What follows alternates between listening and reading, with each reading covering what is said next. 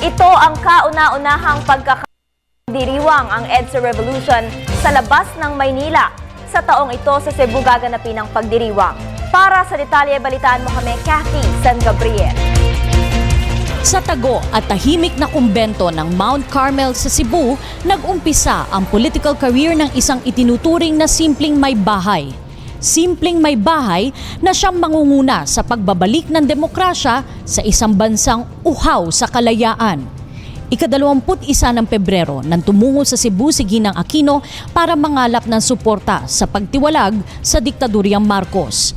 Nagkaroon ng malakihang rally sa lungsod na dinaluhan ng libo-libong katao. Nadala ni Tita Cory sa Cebu yung kanyang civil disobedience campaign na nagiging successful na sa buong Pilipinas ay testament na nagiging successful na yung fight against the dictatorship. No? Tapos, ganoon din, turning point din siya kasi dito nga siya naabutan nung announcement ni Enrile Ramos na kumakalas na sila kay President Marcos. Kinagabihan ay tumuloy si Ginang Aquino sa Mount Carmel Convent para magnilay-nilay.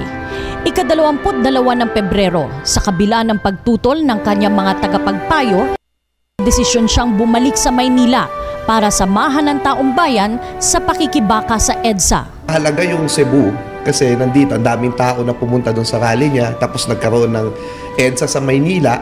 No? Meron ding nangyayaring EDSA dito sa Cebu. No?